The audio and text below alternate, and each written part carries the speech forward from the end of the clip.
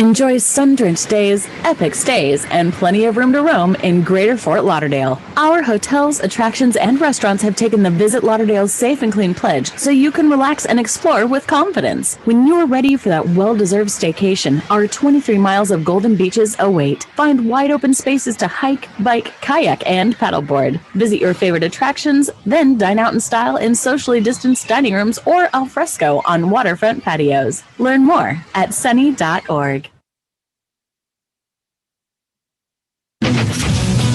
This is Jim Rome. Join me in the jungle for your phone calls and the biggest names in sports. Stop by weekdays, noon until 3 Eastern, 9 to noon Pacific. This year, choose a yogurt that's right for you. With 2 grams of sugar per 5.3-ounce serving, Too Good Greek yogurt is too good to be true. So Delicious dairy-free yogurt and Silk yogurt alternatives are delicious plant-based swaps you can enjoy by the spoon or add to recipes. Oikos 000 yogurt and Light and Fit yogurt are tasty, non-fat yogurt options. So many flavors, varieties, and possibilities. Elevate any recipe and your everyday with yogurt. Shop at Target. Follow us anytime on Twitter. Our handle is @CBS Sports Radio. You're in Braves country.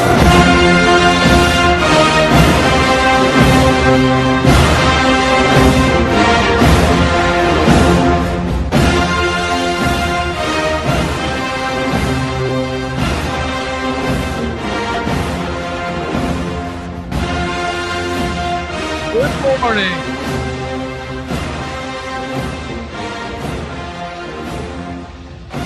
Braves country here on the Armchair Quarterbacks YouTube Live. Let me go ahead and get the video started. I apologize. First time we're doing this one. We obviously do the Armchair Quarterbacks Live every morning. We're just going to do this every day for a few minutes, kind of get you up to speed on what's going on with the Atlanta Braves. And with that being said, we'll also dive in from time to time looking at the other teams in our division. We're doing this because the morning show has become more compact, and we're trying to give everyone what they want without having to miss some of the big news items of the day. Obviously, last night was a big W. Atlanta wins the series against Philadelphia. To me, it was a huge series to win. Look, it was the first series that the Atlanta Braves have been full capacity since 2019, and they had a great showing, great fans all weekend long. Friday sucked. I mean, let's be honest, it sucked. You got revved up to watch the Braves play Philadelphia, your division rivals, the division leaders at the time. Charlie Morton was on the mound, and he gets bounced before you can even crack open your first beer. So there was that going on. And so you move on to the next night, and we get down. I actually went to a minor league baseball game that night, came home and watched the replay. And I had to hide all my devices. I kept wanting in the commercial. I'm just so used to it. I kept going to Twitter to look and see what the hell's going on. And I was like, I can't do that. If I do that, someone's going to blow what happened. And so I had friends of mine that were texting me. I just close all that out, move it off my screen, make sure I wasn't reading the damn text messages, and watch the game. And what the hell? Panda goes yard again. I almost wore my Panda hat today, but I decided against it. First show, I figured we would just go with the normal Braves hat. And Panda goes yard. We go down 7-4 after the first game. In extra innings. I think a lot of people were very distraught. And from what I could tell from reading Twitter later on, it looked like that everybody was dipping out. And I'm glad I stayed. My first thought when I saw this was 7-4. They don't have the traditional closer in the game. Look, it's not over. And what a damn comeback they had, and walking it off, getting the W. And then last night, of course, that's the game that's fresh on everybody's mind. Last night, scoring 4 runs against Nola in the first inning something that does not happen to him. Getting that lead, I thought it was a huge deal because you got Aaron Nola. I just saw Nolan Arenado batting in the background. Aaron Nola, you get him down 4-0 against the kid Inoa, who pitched phenomenally once again. He's doing this off of essentially 2 pitches. When he puts a full arsenal together, it's going to be scary. At the beginning of the year, I was a full proponent of trying to get him to the back of our bullpen because we had so many issues with the bullpen at the time. I think we would have a better record right now if we had done that, but I get the whole long approach as far as wanting him in the rotation full time. When Soroka comes back, and obviously Fried is back now, and we got some notes on that here in a second, but when Soroka comes back, they're going to have some decisions to make. And you look at the pitching rotation right now, you obviously got the 3 young guns, right? And you've got Fried, Soroka, and Anderson when all healthy. And then, of course, you got the $15 million man, Charlie Morton, that you brought in. And you got Inoa. And I feel like there's 2 ways they could go about this. And either way, I would probably support, but a 6-man rotation with Smiley being the guy that you get innings, you rest your bullpen. That's probably the more logical way to go, the smarter way to go. The fan in me wants to put Smiley in the bullpen. They overpaid for this guy back in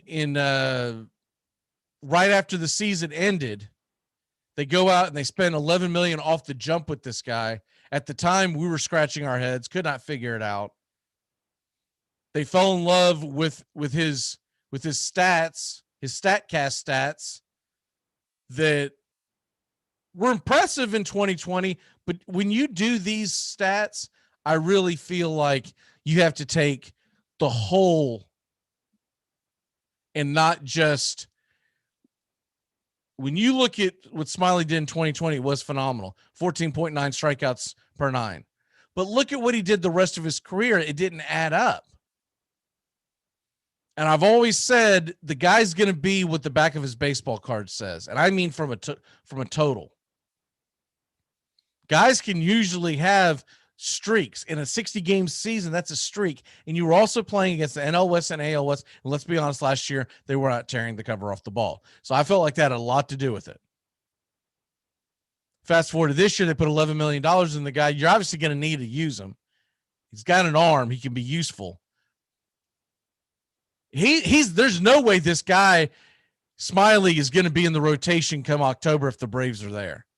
Assuming everyone is healthy, no way he makes it. Putting him in the bullpen is not the worst thing in the world. Now, if you go to a 6-man rotation, you also have the argument of you save your relievers a little bit. You don't wear them down. So I can see either way. But regardless, Inoa's not going anywhere. And when these other guys come back, and maybe with Soroka and a little bit with helping out Fried and Anderson, young kids, give them an extra day of rest. The fantasy baseball player is not going to like this, because if you got them on the roster, you're like, they're never going to go twice in a week. But when it's all said and done for the Atlanta Braves, it is World Series or bust this year. If you think that making the playoffs is going to be okay enough for the Atlanta Braves fans, especially after we had the All-Star game ripped from us, I was planning on going to the damn thing. No way in hell I'm going out to Colorado to watch it, and I don't believe I'll watch it, period. I'm not going to boycott MLB, It was a stupid idea. It was a stupid decision made by their front office. So I'm not going to penalize the rest of the league for it. Obviously, no one else is either, because if you look at the ratings, Major League Baseball ratings are through the roof right now, and the NBA is on suicide watch. And you look at, I saw a thing put out today by Jeff Passan, where he's talking about, you got to fix baseball and you got to do this. What the hell are you talking about, man? The only thing they needed to fix, it's too late now, was to not move the All-Star game. It's Hank Aaron's year. The man passed away this year as well. And you move it out of the Atlanta community, hurting all those businesses. Other than that, you don't have to fix anything. Major League Baseball is flourishing. And for a guy that writes for Major League Baseball, it's asinine, some of the things that he puts out. I also know he's probably being pressured by Disney, ESPN, the woke mob. Anytime they get a chance, they try to put down Major League Baseball because they know how many people are watching the sport over the dumpster fire that has become the National Basketball Association and the money that they threw into those contracts. And they're regretting it. If they weren't regretting it, Disney would have never added the National Hockey League this year. They're bringing that back. I'm not saying it's on this year, but they signed the contract this year. So that's just a little side note of the fact that you're not tricking me. You're absolutely not tricking me. Pass on. I like a lot of your reporting, pal, but you've gotten this one wrong once again. You just quit leaning into that woke mob. All right, moving on from that. The Shane Green is back. That's huge. He signs a 1-year deal to finish this out, $1.5 million. And Chris Martin, they're leaving it up to him. We'll know more tomorrow whether or not he's on his way back. I think he does come back tomorrow, but they're leaving it up to him on whether or not he's going to need another outing. They don't typically play minor league baseball on Monday, so I would think that would mean that he would stay down in the minors for the first part of the week and meet the Braves on the weekend. Instantly, you have 2 all-star relief pitchers entering your bullpen at some point this week. Huge, huge. And so that begs the question. Some people have asked me this. We're going to dive into what I believe is going to be the case, and that is who gets the axe. Looking at the active roster, I think the 2 obvious ones that jump off the page to me, without a doubt, is Jesse Biddle. I think he absolutely kicks rocks. And then the other guy that I would put in there would have to be Jacob Webb. And I've heard some other theories. I'm just not buying that you're going to get. It could be De La Cruz. He's on the active roster right now. No way they move Matzik. No way they move. I don't think the other person people keep asking me about is Tomlin. I don't believe that is going to be the case because they put too much money into Tomlin. Okay. So they've got the money in him and they look at him as an extra pitching coach. Plus, already a couple times this year, he's been used as a pinch runner. That's kind of an advantage to have a pitcher that can pinch run.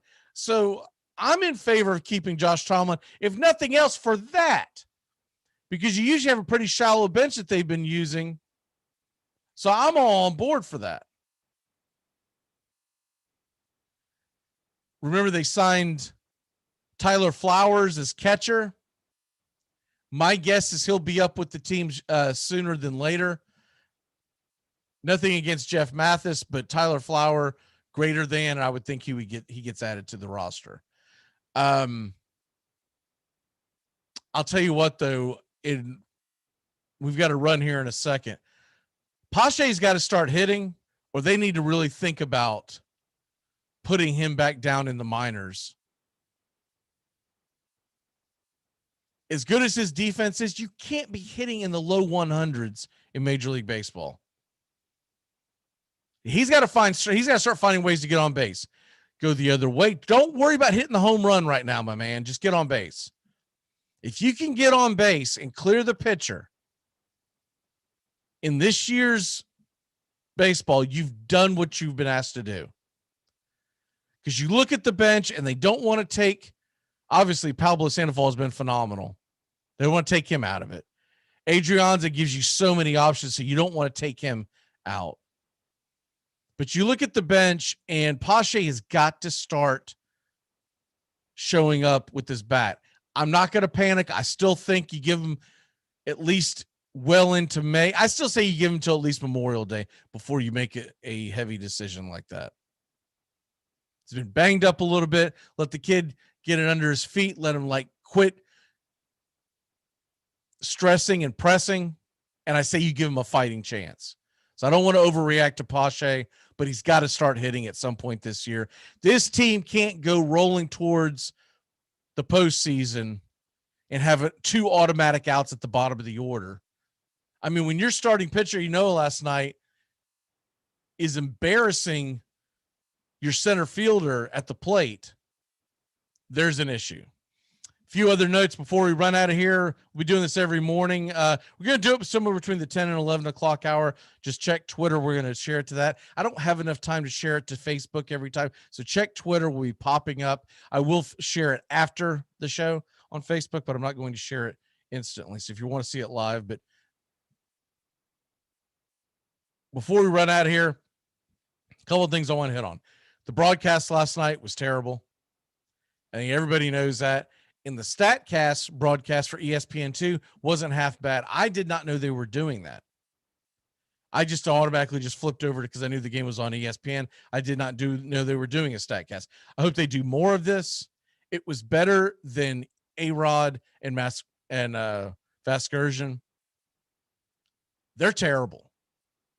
And as much as I like Buster Olney, there was a segment last night where the three of them were talking, and instantly the first thing I thought to myself was, these guys don't do their damn homework. And I don't know if it's because of the whole we're not at the stadium, we're doing this in a studio COVID thing going on. I don't know if that's why, but there's no homework being done. If you are going to cover the Sunday night national baseball of the game of the week, not only should you have made damn sure that you watch the Friday and Saturday night games, because you can tell they just read the cliff notes on that. But you have to be more in tune with what's going on in this rivalry between the Phillies and Braves and what is going on with each team individually. And I'm sure Philly fans can point it out. But the thing that jumped off the map when they were sitting there, and, the StatCast guys did the same damn thing. Now, give them a break because they're stat nerds and they don't really know the game. What jumped off of me with them was when they sat out there and were shocked that Bryce Harper was getting booed in Atlanta. You're shocked that Bryce Harper is getting booed in Atlanta, Georgia? You have not been following the sport very long, my friend. You have not been following. You damn sure haven't done your homework on what the rivalry means. That goes all the way back to in Washington. They had some half-brain reasons why they don't. He's an unlikable figure that has hit the Braves really well. That's why. He kind of comes off as kind of a jackass, and that's why he's not liked. He's never done anything terrible to the city, per se. There's some things you could question, but most of the stuff, it's in fun. They like booing him. But to be shocked, they're shocked. They're for what that reaction on the StatCast got. They're booing Bryce Harper, acting like they were booing like the Pope. Yes, they boo Bryce Harper. That's always going to happen. Same reason why Chipper Jones used to get booed in Shea Stadium. So, anyways, and then as far as Vasgersian and A-Rod, there were several comments. I don't have time to get into today, maybe later in the week, but there were several comments that they made that I was sitting on the couch with my wife watching the game. I looked, I said, these guys just don't do their damn homework. Even she could understand what I was saying when I pointed out a couple of things. And she's not the biggest sports fan in the world, but she quasi pays attention to the Braves, excuse me. It was dumbfounding that A-Rod and Vasgersian, and look, I don't watch Sunday Night Baseball, not with the volume on, but I did last night because I wanted to hear the game because the Braves were playing. And I was just dumbfounded at how they came so unprepared. And they were all making comments, including Olney, towards the Braves roster and some of the moves and some of the players, some of the dumb junk that they were coming up with. It was just absolutely. Anyways, don't have time to get into today. DeGrom goes for an MRI today. The Mets are hopeful he will not have a long stint, but I'll tell you what, if the Mets lose DeGrom again, and if they lose him for a long period of time, it's a wrap. The Mets are going to struggle regardless this year. I don't think they have the offense to hang with Atlanta, and I think Philadelphia will get it together somehow in their bullpen. And the Nats haven't even got going yet. But if they lose DeGrom, they are getting Lugo back. But if it's a long period of time, I just don't see how they live with it. If nothing else, he refreshes their bullpen. And then a couple other things right before we have to run. Looking at today, there aren't a lot of things going on in Major League Baseball. A good time to kind of recharge your battery and watch something else that's not baseball. We'll be back tomorrow to talk about tomorrow's games. The only team in action in the NL East is the Miami Marlins. They're not playing until 9:40 tonight out in Arizona. And there's just no way in hell I'm staying up to watch that. Atlanta's 1.5 out. We're half a game behind Philly. Mets leading the division, and of course the Nationals at 3.5. This division is going to be topsy-turvy for quite a while. I still think Atlanta is going to hit the gas at some point this summer and pull away and have some breathing room, but we haven't done it yet. We've got to get just a little. We got to get some long winning streaks involved, and it begins with tomorrow. We'll talk about that. They have not released the starting pitcher yet. It's between Bryce Wilson and Kyle Wright in all likelihood. But with that being said, we will get out of here, and hopefully you start tuning in daily. This is a little longer show than normal. Normally it's going to go about 15, 20 minutes most. We'll see you tomorrow on Braves Country. You're in Braves Country.